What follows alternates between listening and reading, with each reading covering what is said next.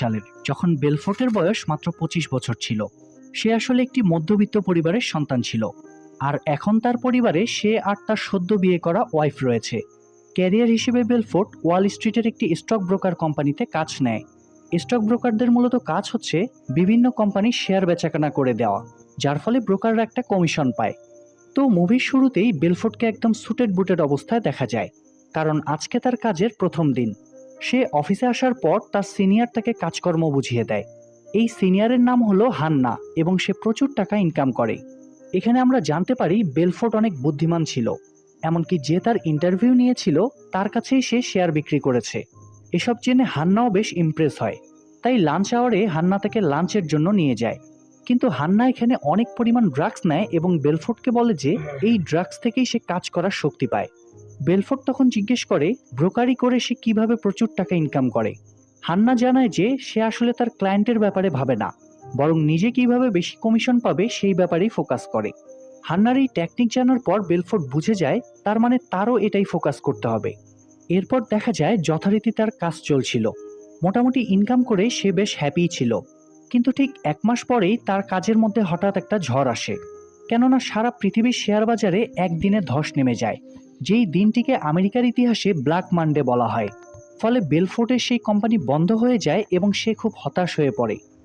যাই হোক, বাসায় এসে বেলফোর্ট তার নতুন কাজের জন্য পত্রিকায় সার্কুলার দেখছিল, আর সে এখন স্টক ব্রোকারের কাজ ছেড়ে দিয়ে অন্য কাজ করতে চাইছে, যেহেতু মার্কেটের অবস্থা ভালো না। কিন্তু তার স্ত্রী বলে যে সে যেহেতু একজন স্টক ব্রোকার, তাই তার এই কাজটাই করা উচিত। তাই তার স্ত্রী নিজেই পত্রিকা ঘেঁটে একটা কোম্পানির খোঁজ বের করে যারা স্টক ব্রোকার হায়ার করছিল। অ্যাড্রেস অনুসারে বেলফোর্ট সেই কোম্পানিতে আসে এবং তারা কম্পিউটারের বদলে খাতা কলম ব্যবহার করে, আর তারা এমন কোম্পানির শেয়ার বেচাকেনা করে যাদের মূলত বড় এক্সচেঞ্জারগুলোতে লিস্টেড হওয়ার যোগ্যতা নেই। ডুইন এবার বেলফোর্টকে জিজ্ঞেস করে সে আগের কোম্পানিতে কিরকম কমিশন পেত। বেলফোর্ট জানায় মাত্র 1%। ডুইন তখন জানায় তাদের এই কোম্পানি 50% কমিশন দেয়। এটা শুনে বেলফোর্ট তো পুরো অবাক হয়ে যায়, কারণ সে কখনো কল্পনাও করতে পারেনি এমন পরিমাণ কমিশনের কথা। সে তাই ডুইনকে জিজ্ঞেস করে তার মানে আমি যদি $10,000 শেয়ার বিক্রি করি তাহলে কি আমি $5,000 কমিশন পাবো? উত্তরে ডুইন যখন হ্যাঁ বলে তখন বেলফোর্ট সেখানে বসে $4,000 শেয়ার বিক্রি করে ফেলে। আর এটা দেখে ওই অফিসের বাকি সবাই অবাক হয়ে যায়, কারণ সেখানে বেলফোর্টের মতো এত স্মার্ট আর দক্ষ কেউ ছিল না। এমনকি এই খরা মার্কেটে একজনের কাছেই এত টাকা শেয়ার বিক্রি তারা কল্পনাও করতে পারে না। তো বেলফোর্ট এখানে দ্রুত অনেকগুলো শেয়ার বিক্রি করে ফেলে এবং তার কমিশন দিয়ে করে রেস্টুরেন্টে বসে কফি খাচ্ছিল। এমন সময় ডনি নামের একজন এসে বেলফোর্টের সাথে পরিচয় হয় এবং তার গাড়িটা দেখে খুব প্রশংসা করে। এরপর জানায় সেও তার বিল্ডিং এর 4 তলাতেই থাকে এবং একটি ফার্নিচারের দোকানে চাকরি করে। ডনি এবার বেলফোর্ট কি করে জিজ্ঞেস করলে সে জানায় সে একজন স্টক ব্রোকার। ডনি তখন তার কিউরিওসিটি থেকে বেলফোর্টের ইনকাম জিজ্ঞেস করলে বেলফোর্ট বলে যে গত মাসে সে $70,000 কমিশন পেয়েছে। এটা শুনে ডনি একদম হেসে উঠে আর বলে যে তুমি নিশ্চয়ই আমার সাথে মজা করছো। ওকে, তুমি যদি আমাকে এই $70,000 পে চেক দেখাতে পারো তাহলে এখনই আমি আমার জব ছেড়ে দিয়ে তোমার সাথেই কাজ করব। বেলফোর্ট তখন সত্যিই তার ব্রিফকেস থেকে একটা খাম বের করে ডনিকে সেই চেকটা দেখায়, আর এটা দেখে ডনিও সত্যি সত্যি তার অফিসে কল করে চাকরি ছেড়ে দেয়। ডনির এই ডিসিশন মেকিং দেখে বেলফোর্টের তাকে বেশ ভালো লাগে। যাই হোক, বেলফোর্ট এর মধ্যে আরো অনেক টাকা ইনকাম করে, তাই সে সিদ্ধান্ত নেয় সে নিজেই একটা স্টক ব্রোকারেজ ফার্ম খুলবে এবং সেখানে ডনিও তার সাথেই থাকবে। বেলফোর্ট তার প্ল্যান মতো একটি গ্যারেজ ভাড়া করে সেখানে কিছু লোকদের হায়ার করে তার একটা স্টক ব্রোকারেজ কোম্পানি খুলে ফেলে। তবে সে যাদেরকে হায়ার করেছে তারা কেউই শিক্ষিত নয়, কিন্তু তারা সবাই অনেক বুদ্ধিমান এবং ড্রাগস সেল করত। আসলে এরা সবাই দ্রুত ধনী হতে চায়, তাই বেলফোর্ট তাদেরকে প্ল্যান বোঝানোর জন্য শুরুতে একটা রেস্টুরেন্টে ডাকে। এখানে বেলফোর্ট তাদের একটা পরীক্ষা নেয়, তাদেরকে একটি কলম দিয়ে বলে যে আমাকে এই কলমটি বিক্রি করে দেখাও। কিন্তু তাদের মধ্যে কেউই এটা না পারলেও ব্রেড তখন কলমটি নিয়ে বেলফোর্টকে বলে আমি আপনাকে অনেক পছন্দ করি, প্লিজ আমাকে একটি অটোগ্রাফ দিন। উত্তরে বেলফোর্ট বলে আমার কাছে তো কলম নেই। ব্রেড বলে এই নিন কলম, আমি এটা বিক্রি করব। ব্রেডের তাৎক্ষণিক বুদ্ধি দেখে বেলফোর্ট বেশ খুশি হয়। এরপর তারা সবাই মিলে গ্যারেজে বসে কাজ শুরু করে দেয়। ধীরে ধীরে তারা অনেক টাকা ইনকাম করতে থাকে, তাদের অফিসও ধীরে ধীরে বড় হতে থাকে, আর ততদিনে সবার মধ্যে বন্ধুত্বের সম্পর্ক গড়ে ওঠে। এর মধ্যে বেলফোর্ট তার ওয়াইফকে নিয়ে একদিন ঘুরতে বের হয় এবং তাকে ডায়মন্ডের একটা অর্নামেন্টস গিফট করে। এটা দেখে তার ওয়াইফ অনেক খুশি হয়, তবে এটাও বলে যে বেলফোর্ট হয়তো ঠিক কাজ করছে না, সে গরিবদের ধোঁকা দিয়ে টাকা কামাচ্ছে। আসলে বেলফোর্টের কোম্পানির শেয়ারগুলো পেনি স্টক বা পয়সা স্টক হওয়ায় বেশিরভাগ গরিব মানুষরাই এই স্টকগুলো কিনতো। তার ওয়াইফ তাকে আরো বলে যে ধনীদের টাকা গেলে তারা গরিবদের থেকে কম কষ্ট পায়, তাই যদি এটা করতেই হয় তাহলে তার উচিত হবে ধনীদের কাছে স্টকগুলো বিক্রি করা।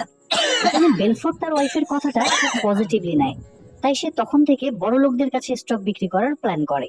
সে তার কোম্পানিকে খুব ভালো একটা নামে রেজিস্টার্ড করায়। এরপর টিম মেম্বারদের সবাইকে শেখাতে থাকে কিভাবে বড় লোকদের সাথে কথা বলতে হয়, মানে তাদের সাথে কেউ কথা বলে যেন মনে না করে তারা একটি ছোট এবং আনপ্রফেশনাল কোম্পানি।